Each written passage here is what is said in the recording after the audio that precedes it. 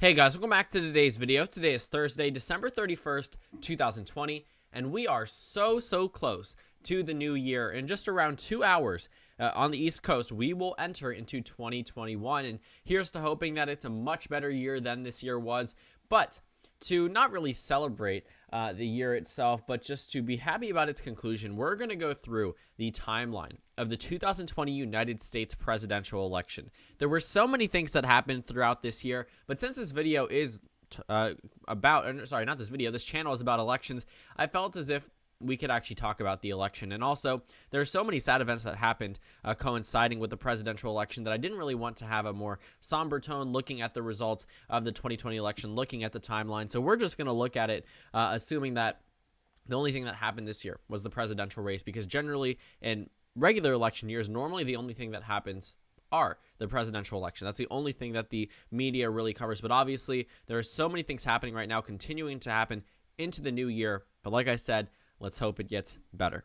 So let's go ahead and talk about January 2020. So this is my first time actually reviewing the timeline page. I usually don't go to Wikipedia immediately to take a look at where things actually stood, but let's go ahead and take a look, flashback to the beginning of the year. At this point in time, Joe Biden, Bernie Sanders, Elizabeth Warren, Pete Buttigieg, the rest were all in the race. Joe Biden was number 1, Bernie Sanders was number 2, Elizabeth Warren was number 3, Sanders and Warren were still fighting it out for second place, Buttigieg, Bloomberg, and then the rest were under 5 points.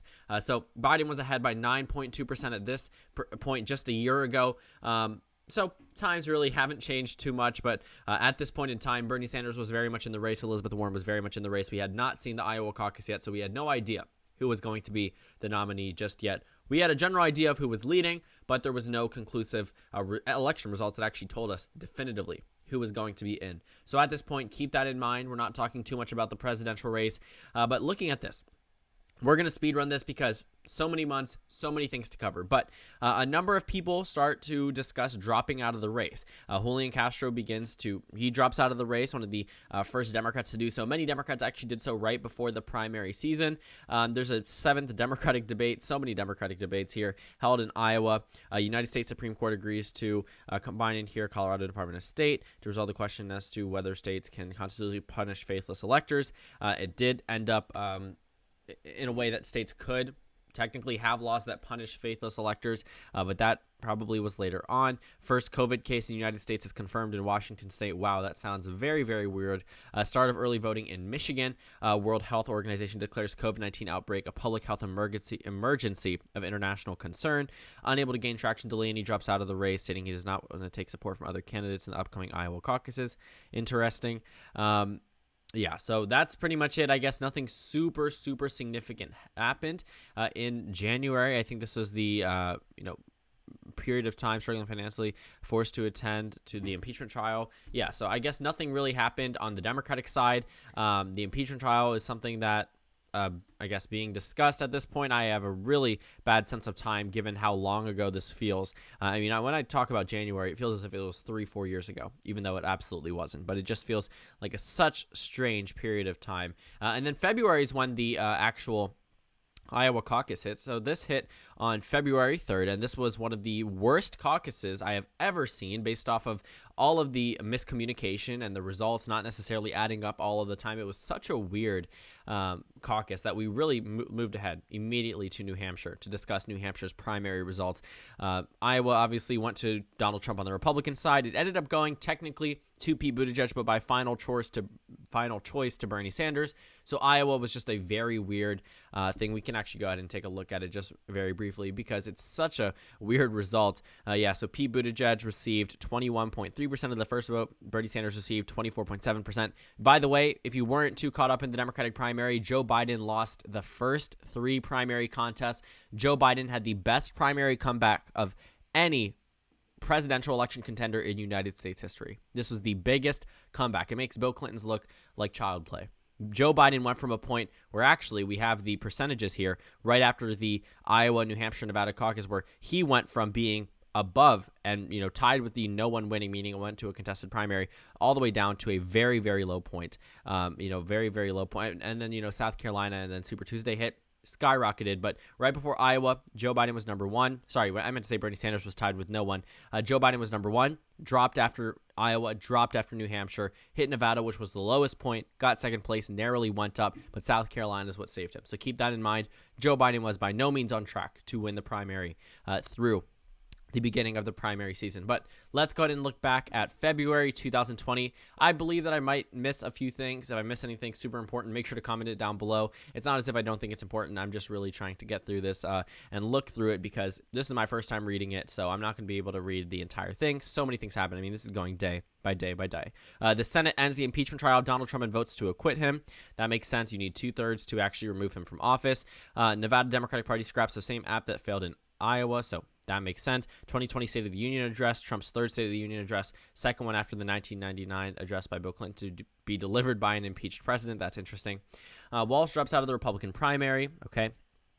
Eighth Democratic debate, both Buttigieg and Sanders formally request a recanvass of specific Iowa caucus precincts. That makes sense. Sanders wins in the New Hampshire Democratic primary, but both Buttigieg and Sanders get the same amount of delegates. Buttigieg was up there for a very small period of time. Michael Bennet and Andrew Yang drop out of the Democratic primary. Obviously, Trump wins there. And then early voting begins in a number of states, and then the 10th Democratic debate. So we can move past mid part of February, and then Nevada hits on February 22nd. Bernie Sanders wins by a very large amount. He wins by a very, very, very large amount. But at the end of the day, Joe Biden did use this performance to reach a pretty good standing, enough so that it narrowly edged his performance. And then at that point, South Carolina went to Biden. It was won by a very large margin. It was very similar to the Nevada margin for Bernie Sanders. So that's actually what put Joe Biden back on track. And this is March. So we're going to end the Democratic primary talk right around here, March, April, because everyone drops out. And I mean everyone drops out of the race, and everyone endorses Joe Biden. Amy Klobuchar drops out of the Democratic primary race. Pete Buttigieg drops out of the Democratic primary race. They both endorse Joe Biden. You know who else endorses Joe Biden? His vice president-elect, Kamala Harris. On top of that, Beto O'Rourke. So all of them really went full force for Joe Biden. He won Alabama, Arkansas, Maine, Massachusetts, Minnesota, North Carolina, Oklahoma, Tennessee, Texas, and Virginia. Bernie was supposed to win Texas based off the chances. Bernie was supposed to win Minnesota. He was supposed to win Massachusetts. He was supposed to win Maine. He only won California, Colorado, Utah, and Vermont. And Vermont was much, much closer than it was in 2016. And I think that's largely due to the fact that the Democratic Party pretty much coalesced around Joe Biden. Following this day, Michael Bloomberg dropped out of the presidential race and endorsed Joe Biden for president. So it came down to being a three-way race between Elizabeth Warren, Bernie Sanders, and Joe Biden. At some point in time later on, Elizabeth Warren will drop out, and then Bernie Sanders will drop out in April. So COVID-19, canceling a number of things.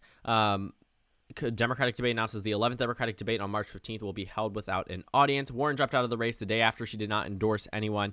So it was a three-way race after Michael Bloomberg. She was pushed to drop out of the race. She got third in her own home state. I think she was a very strong candidate, but just no one could have overcame the amount of support that Joe Biden received in such a short period of time. And then all of these primaries occur. Joe Biden wins almost all of them. And then pandemic hits. Everything shuts down. And then the 11th Democratic debate between Bernie Sanders and Joe Biden at that point. And then issues about delaying primaries and things get pushed off. Some primaries go ahead. A lot of it's done. Completely vote by mail. All of this just happens. Tulsi Gabbard was actually only, recognizable name that remained in the Democratic race, but she was polling at still 1-2%, even with her being the only candidate besides Bernie Sanders. But she was someone who was just, stayed in the race for a very short period of time. I mean, I was surprised about how long she actually stayed in the race. But let's go ahead and see. I believe she might have chosen to, I don't know. She had a very weird run. I believe, she chose, I think, at this point, or maybe right before, that she was no longer going to run for representative. Maybe that happened way before, but I remember that being somewhere in the back of my head. Movements of primaries. So this is all something that's not really new to us. A lot of primaries. My own primary in Maryland was moved to June, I believe. Democratic National Convention was postponed to August. We really thought moving it a month would change anything, I guess. Obviously, it gave people more time to prepare, but it was still held virtually. So the Wisconsin Supreme Court denies Governor Tony Evers' attempt to move his state primaries. That was due to the fact that the conservative wing of the Supreme Court wanted to win a Supreme Court race there. It did not end up going to the conservative candidate. Biden is declared the winner in Wisconsin. So at this point, Sanders suspended his campaign, acknowledging that his path to victory is virtually impossible, effectively making Biden the presumptive Democratic nominee. Sanders also announces that he's still staying on the ballot in remaining primaries, to collecting as many national convention delegates so he can significantly influence the Democratic Party's platform. So yeah, so all of this happens. Bernie Sanders drops out of the race. And let me show you just really how much support Joe Biden actually got right after Super Tuesday. He was ahead by 0.1%. 0.6%. All of them drop out. Look at all of those names. Bloomberg, Buttigieg, Klobuchar, all of them dropped out, shot their support over to Joe Biden. What happens? In just the span of a week, not even, Joe Biden jumps up to 53.5% of the support, up from 27.3%. And at the end of the day, Joe Biden won the Democratic primary, or at least was the presumptive nominee, with 60.8% nationally over Bernie Sanders at 32%. There was a very clear difference. It was nowhere near as close as it was in 2016. And that's largely due to the fact that many people endorsed Joe Biden so quickly, the momentum was too much to overcome for the Bernie Sanders campaign. But at some point in time, it did seem as if the momentum was too much for Biden to overcome against Bernie Sanders, because at some point in time, Sanders was ahead nationally by double digits, even over Biden. But that's largely due to the fact that Bloomberg was in the race, Buttigieg, Klobuchar, Steyer. These are all people who would not necessarily be progressives. Had Warren been in a different position, I don't really think it would have really changed much. You can't really expect her to drop out the day before Super Tuesday just because other candidates are doing so. Bloomberg still stayed in the race, through Super Tuesday. So I wouldn't really say that this is somehow Elizabeth Warren's fault for any of this. I've seen comments about that way back when I was making Democratic primary videos. I don't really think that's fair. I don't think it's justified to blame a presidential candidate for staying in a race. It was not calculated. What was calculated likely was the sudden shift in support for Joe Biden. I mean, it makes sense if these candidates align more with Joe Biden policy-wise, him being a centrist Democrat, well, they're probably going to endorse him.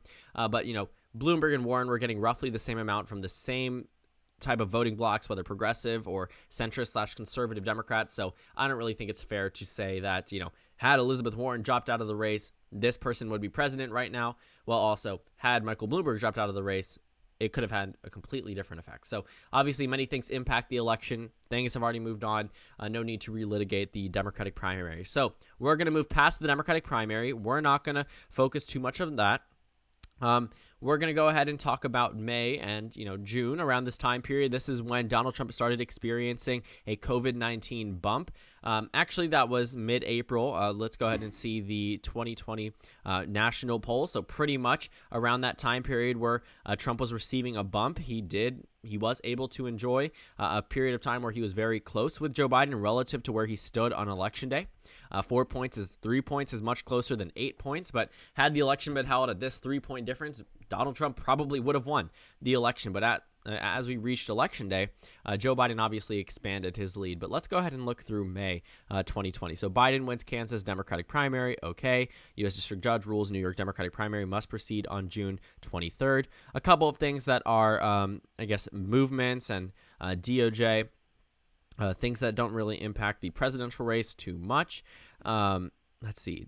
2020 Libertarian National Convention is held online due to the COVID-19 pandemic. Jo Jorgensen, so this is when she becomes the presidential nominee.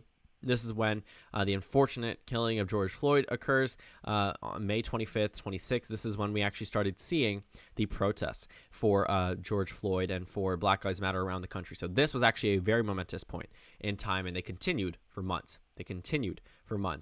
When I went to D.C., many people were still out there protesting. So this continued for a very, very long period of time.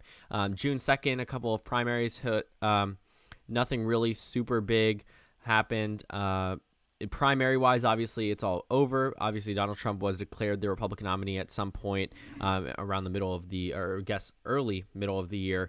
Joe Biden officially becomes the nominee right around June time period. So Biden wins both Democratic caucuses in Guam and U.S. Virgin Islands, clinching enough delegates to officially become the Democratic nominee. So at that point, that's when Joe Biden officially becomes the nominee.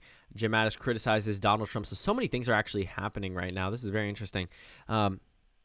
So President Trump demands that CNN withdraw and apologize for its latest opinion poll that shows Biden leading by 14 points. I remember that. I remember covering that in one of my videos. This has to do with the USPS around this time period. Wow, so many things happened. Donald Trump held his first rally in Tulsa, Oklahoma. This is his first public rally. A lot of people were upset about this one.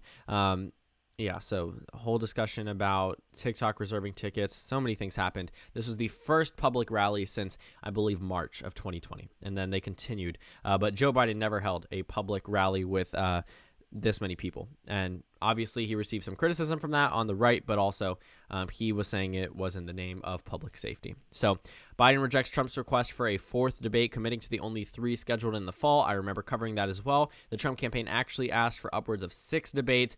The Biden campaign only agreed to 3. Biden announces he does not plan to hold any more campaign rallies due to the COVID-19 pandemic on June 30th. Kanye West announces his bid on July 4th. I remember that as well. This ruling states that are free to enforce laws that punish faithless electors, so that is interesting. Trump formally notifies the United Nations to withdraw the U.S. from the World Health Organization. So a couple of things, very important things are actually happening right now. A couple of primary finalizations. Kanye West submits his paper to actually run. Trump and the Republican National Committee canceled the 2020 Republican National Convention. It was, I guess, in Florida, citing a spike in COVID-19 cases. Okay, that makes sense.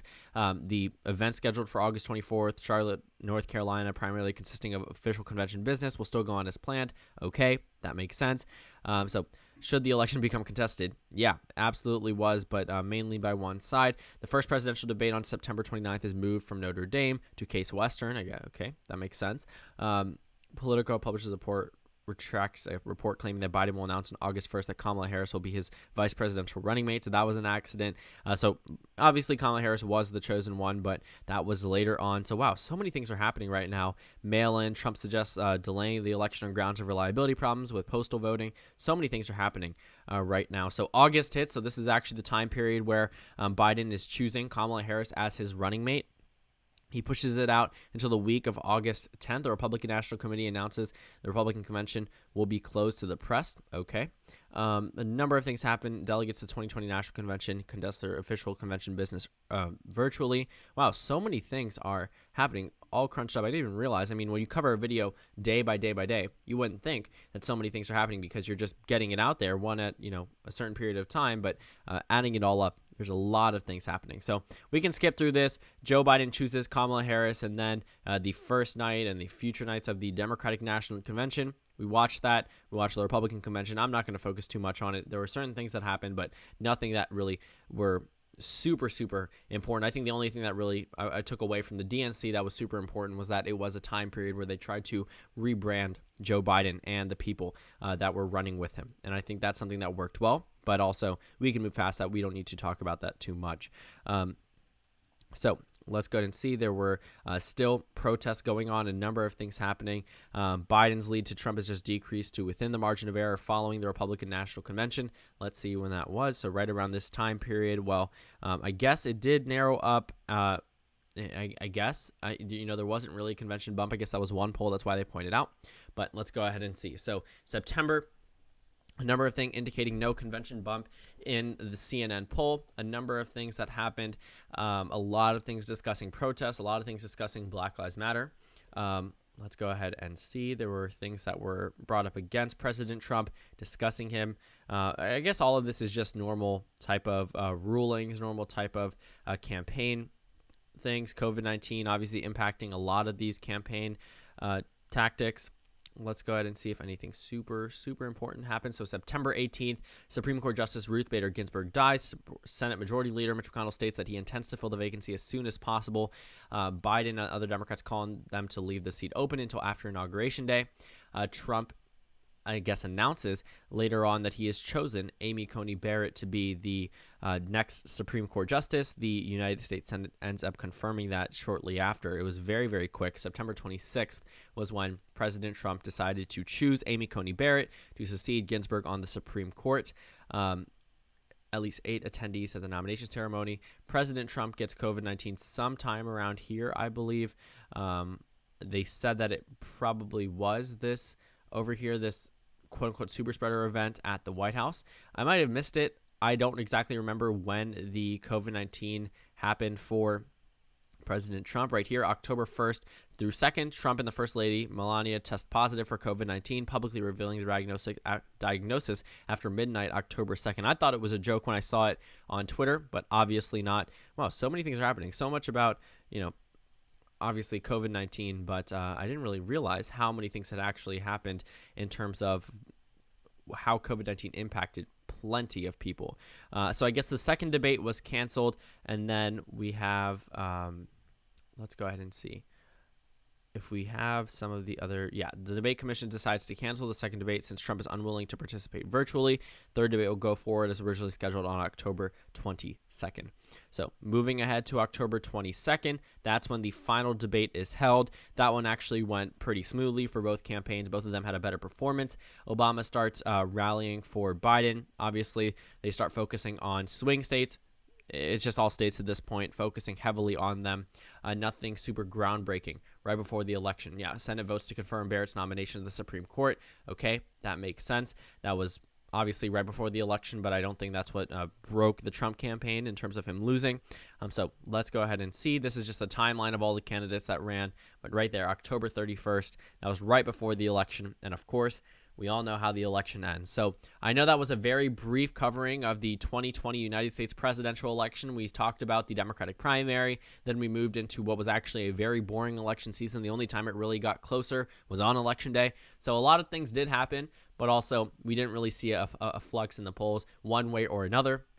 No real convention bump for either candidate that was super significant, maybe 1 or 2 percentage points. But other than that, we didn't see anything groundbreaking. That really completely changed the way we viewed the election, the same way we did in 2016. So it was a pretty boring election. Obviously, a number of things impacting it. So maybe that's why it seemed boring in comparison to everything else that was happening around the country and around the world. But this election definitely was very static in terms of its numbers. But sometimes that's just how elections are. So thank you guys so much for watching this video. Make sure to comment down suggestions below. Subscribe on the left if you haven't already, and check out the Instagram and Twitter. At the bottom left of the screen, there's also a Discord server for you to go ahead and join. On the screen, there's a video you can watch, and then a playlist for my post-2020 election analysis videos. Again, thank you guys so much for watching, and Happy New Year.